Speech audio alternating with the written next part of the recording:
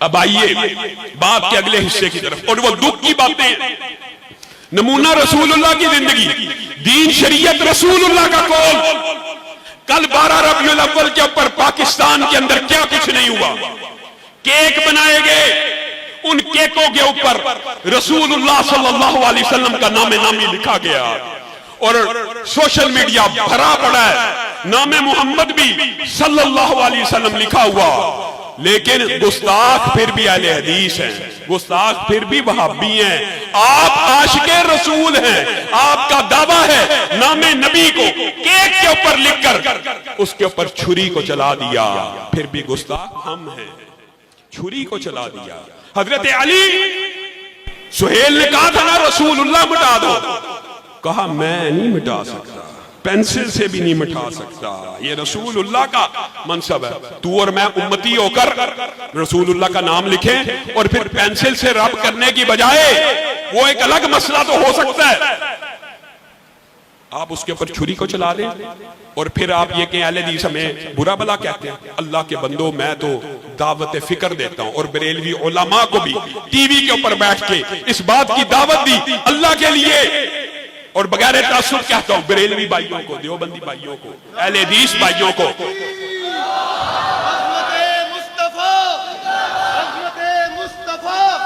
اور بغیر تعصب کہتا ہوں اپنے دلوں کو کھولیے، دلائل کو سمجھیے۔ اللہ کی قسم، رسول اللہ کا نام کیک کے اوپر لکھ کے اس کو کاٹنا بریلوی مکتبہ فکر کے آپ جید علماء سے فتویٰ لے لیں، ان کی نظر میں بھی جائز نہیں ہے۔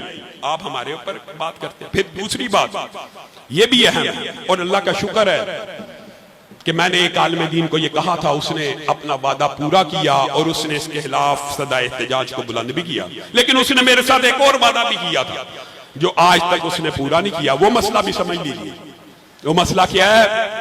اللہ کی قسم، رسول اللہ کے جوتوں کو لگنے والی خاک بھی ہماری آنکھوں کا سرمہ ہے، رسول اللہ کے نالین ہمارے سر کا تاج ہے، رسول اللہ کے جوتے ہمارے ماتھے کا جھومر ہیں۔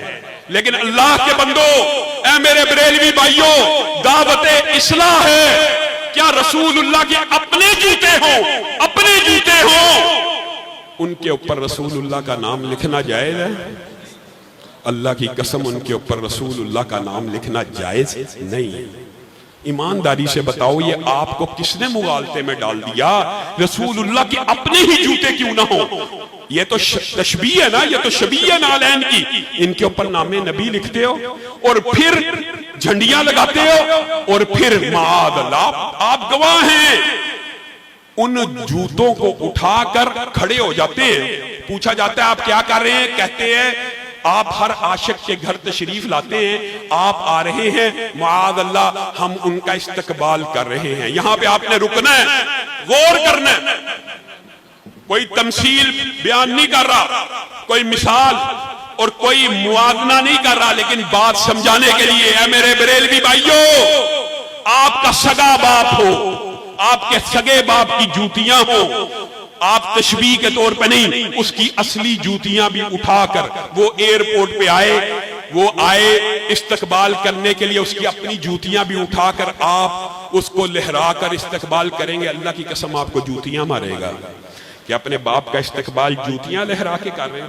اللہ کے بندو، وہ کائنات کا سب سے عظیم انسان، وہ مخلوقات میں سب سے اعلیٰ، وہ مخلوقات میں سب سے افضل، آپ کو استقبال کے لیے یہ نالین لہرانا یاد آ گئے۔ اللہ کرے کہ ہماری یہ بات بھی بریلوی علماء تک پہنچے اور وہ اپنے مسلک کی اصلاح کرے۔ اور آج میں خوش ہوں، مفتی منیب الرحمان کالم لکھتے ہیں اور راغب نعیمی نے بھی آج کالم لکھا ہے، اللہ کا شکر ہے۔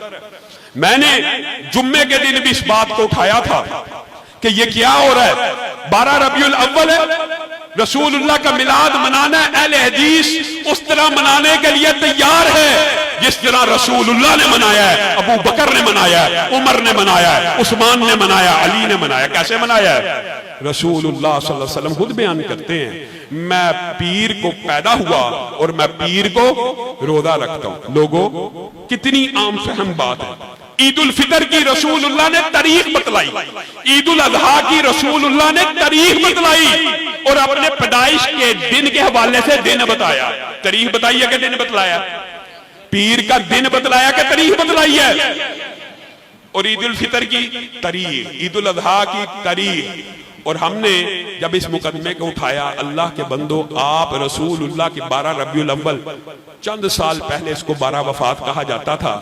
اب آپ میلاد کے طور پہ اگر اس کو مناتے ہیں تو اس کا افتتاح ڈھول سے کرتے ہیں، باجوں سے کرتے ہیں، ناچ گانے سے کرتے ہیں، تبلے اور سرنگی سے کرتے ہیں. افسوس ہوتا ہے ایسے ایسے لوگ بھی موجود ہیں. میں نے 4 سال پہلے اس بات کو جب ٹی وی پہ اٹھایا شدت سے کہ اللہ کے بندو، رسول اللہ موسیقی کے آلات توڑنے کے لیے آئے ہیں، رسول اللہ رقص و سرور کی محفلوں کو ختم کرنے کے لیے آئے ہیں. ایک مولوی اٹھا، سوشل میڈیا پہ موجود ہے، آج بھی اس کا کلپ موجود ہے.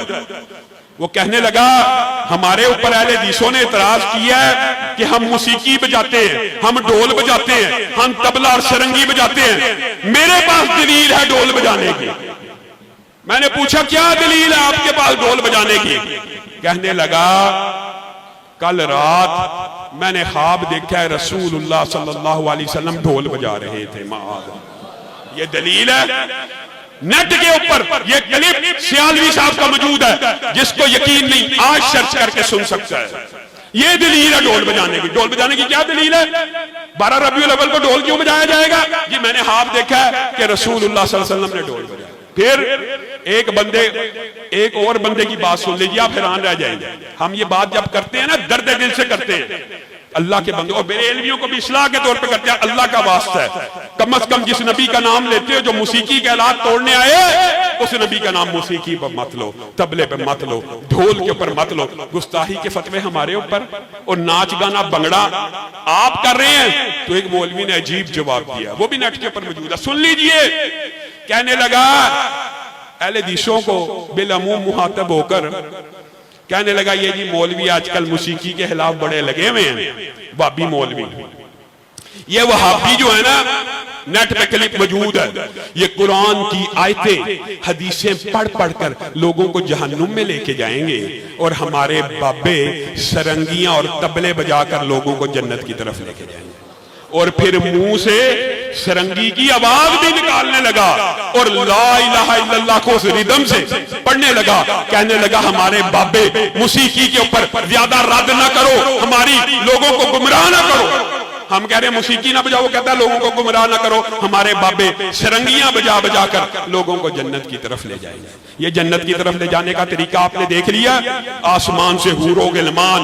اس 12 ربیع الاول پہ بھی پچھلے سال ملتان میں یہ ڈرامہ ہوا، ایک عورت کو حور بنایا گیا کہ میلاد میں حوریں بھی اتر رہی ہیں، غلمان بھی اتر رہے ہیں. پورا سارا دن اس بے پر عورت کو غیر محرموں کے سامنے ڈیکوریشن کر کے بٹھایا گیا. یہ رسول اللہ کا دین ہے. اور پورے دن کے بعد اس عورت کا جو بیان اخباروں میں آیا آپ نے پڑھا تھا کہ مجھے پورے دن کی پیمنٹ بھی نہیں دی. اندازہ کر لیجیے. اب اس 12 ربیع الاول کے اوپر بھی یہی کام کیا جا رہا کہ یہ رسول اللہ کا دین ہے. اور میرے احناف بھائیوں، آپ پورا سال یہ کہتے ہیں عورتیں مسجدوں میں نہ آئے، فتنے کا خطرہ ہے. اور اس 12 ربیع الاول پہ آپ نے عورتوں کے لیے مسجدوں کو کھولا. عورتیں منبر کے اوپر کھڑی ہو کر بھنگڑے ڈال رہی ہیں. سوشل میڈیا کے اوپر ویڈیوز موجود ہیں. حافظ آباد میں 12 ربیع الاول کی ابتدا کیسے ہوئی ہے؟ سبحان اللہ. اونٹ کے گلے کے اوپر چھری کو چلا کے حافظ آباد میں اس 12 ربیع الاول کو، پچھلے سال ایک اونٹ کیا اس شخص نے، اس سال اس نے 2 اونٹ کیے ہیں کہ یہ بڑی عید سے بھی بڑی عید ہے، اس لیے میں ایک نہیں 2 اونٹ قربان کرتا ہوں. اللہ کے بندو، ابو بردہ کی بکری کا واقعہ بھول گئے؟ کون سا دن ہے؟ عید کا دن ہے. ابو بردہ فجر کی نماز کے بعد اٹھے، فجر کی نماز ادا کی. عید کا دن ہے، عید الاضحیٰ کا دن ہے.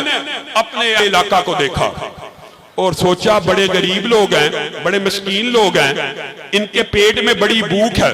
ابو بردہ قربانی کرے گا اور سب سے پہلے ان کے پیٹ میں اگر جائے گا ابو بردہ کی بکری کا گوشت جائے گا. اس نیت سے، نیت اچھی ہو تو جو مرضی کرو، اس نیت سے قربانی کر رہے ہیں کہ ابو بردہ کی بکری. اچھی نیت ہے کہ بری نیت ہے؟ بکری کو قربان کر کے لوگوں کو بانٹ کر رسول اللہ کی خدمت میں حاضر ہو رہے ہیں. رسول اللہ کا واقعہ سنا رہے ہیں بڑی خوشی سے، میں نے ایسے کیا، میں نے ایسے کیا، میں نے غریب لوگوں کے لیے سب سے پہلے اپنی بکری کو قربان کر دیا. رسول اللہ صلی اللہ علیہ وسلم نے وہاں آپ کا اور میرا منہج بیان کیا، کہا کہ آپ نے ہمارے ساتھ عید کی نماز پڑھی تھی؟ نہیں۔ اے ابو بردہ، آپ کی بکری صدقے کی بکری تو ہو سکتی ہے، قربانی کی بکری نہیں ہو سکتی۔ قربانی کی بکری کب ہوگی؟ جب آپ عید کی نماز کے بعد کریں گے۔ عید کی نماز کتنے منٹ میں ہو جاتی ہے؟ 2 منٹ میں کئی لوگ پڑھ لیتے ہیں، چلو اہل حدیث 5-10 منٹ لگا کے پڑھتے ہیں۔ اگر 2 منٹ پہلے بکری کی ہے، کس دن کی ہے؟ عید قربان کے دن۔ عید قربان کے دن، جو قربانی کا دن ہے، اس دن کی ہے تو قربانی نہیں ہے۔ یہ 12 ربیع الاول کو اونٹ ذبح کر کے قربانی کا ثواب حاصل کرنا چاہتے ہیں۔ اللہ تعالیٰ ہماری امت کی اصلاح کرے اور ان کو ہدایت دے۔ اور میرے بھائیوں، آخر میں ایک دعوت فکر بھی دینا چاہتا ہوں۔ ہمارے معاشرے میں آج سب سے پہلے مستون اور ہنگو کے واقعے کے اوپر نہایت افسوس کا اظہار کرتے ہیں۔ ہم مسلمانوں کی شانہ بشانہ کھڑے ہیں، ایسے ہر بم حملے کی، بم دھماکے کی، ہوش حملے کی پرزور الفاظ میں مذمت کرتے ہیں، اور بریلویوں سے اظہار تدیت بھی کرتے ہیں، اور دیوبندیوں سے اظہار تدیت بھی کرتے ہیں۔ یہ ظلم ہے، اور اس ظلم کو روکنا کس کا کام ہے؟ ریاست کا کام ہے۔ لیکن ایک شکوہ بھی ریاست سے بھی کرنا چاہتے ہیں، وہ کیا ہے؟ اور آپ نے جمعیت اہل حدیث پاکستان کا ساتھ کیوں دینا ہے؟ کس وجہ سے دینا ہے؟ یہ بات بھی سمجھ لیجئے، حیدرآباد کے اندر سیدنا عمر کے پتلے کو جلایا گیا، سوشل میڈیا پہ آپ نے دیکھ لیا۔ کس نے ان گستاخوں کو کافر کردار تک پہنچانا ہے؟ وہ تو چھوٹ جائیں گے، وہ تو آزاد ہو جائیں گے۔ اگر آپ کی آواز کمزور ہوگی، اور اگر آپ منتشر ہوں گے، اور اگر آپ ایک نہیں ہوں گے، اللہ کی قسم بالخصوص اہل حدیث عوام آپ سے کہتا ہوں، آج وقت آ گیا ہے، بکھرے ہوئے ذرات ہیں تو مل جائیں کہ صحرا نظر آئے، بکھرے ہوئے قطرات ہیں تو مل جائیے کہ دریا نظر آئے۔ اگر آج آپ منتشر ہو گئے، دفاع صحابہ کس نے کرنا ہے؟ آج آپ ایمانداری سے بتلائیے، کیا آپ سب کے دل میں، کیا آپ کو رات کو نیند آ جاتی ہے کہ سیدنا عمر کی توہین ہوئی ہے، اور میں اور آپ ایسے بے غیرت ہوں کہ سکون کی نیند سو جائیں؟ ہمارے وطن عزیز کے اندر ان جید صحابہ کی کہاں ہیں وہ لوگ جو کہتے تھے یہ جی سیدنا امیر معاویہ اور سیدنا ابو سفیان کا مسئلہ ہے؟ اللہ کی قسم میں اکثر اس لیے کہتا ہوں، اور ٹی وی کے اوپر بیٹھ کے بھی کہا ہے، یہ سیدنا امیر معاویہ کا مسئلہ نہیں ہے۔ سیدنا امیر معاویہ ابو بکر و عمر جیسے متقی بن کے بھی آ جائیں تو ان تبرہ کرنے والوں کے تبرے سے نہیں بچ۔ حضرت عمر بچ گئے ہیں، حضرت ابو بکر بچ گئے ہیں، حضرت عمر کا پتلا اور ان کے اوپر لان تان کر کے اس وطن عزیز کے اندر پتلا جلایا۔ اور پھر اب آپ کو سمجھ آ گئی ہوگی کہ ناموس صحابہ بل کے رستے میں کیوں رکاوٹیں ڈالی جاتی ہیں۔ اس لیے ڈالی جاتی ہے، کس نے منظور کروانا ہے؟ کس نے صحابہ کی جنگ لڑنی ہے؟ کس نے ختم نبوت کی جنگ لڑنی ہے؟ کس نے حرمت رسول کی جنگ لڑنی ہے؟ اگر آج بھی آپ نے جمعیت اہل حدیث کا ساتھ نہ دیا تو آپ اکیلے اکیلے کر کے، آپ کے حقوق غصب کر کے، کوئی ایک شخص بھی دفاع صحابہ کے لیے، آپ سے وعدہ لیتا ہوں، اس بزرگ کے ابھرتے ہوئے جذبے کو دیکھ کر آپ سے پہلے وعدہ لیتا ہوں، کیا دفاع صحابہ کے لیے جمعیت اہل حدیث کا ساتھ دینے کے لیے تیار ہے؟ دفاع صحابہ کے لیے جمعیت اہل حدیث کا ساتھ دینے کے لیے تیار ہے؟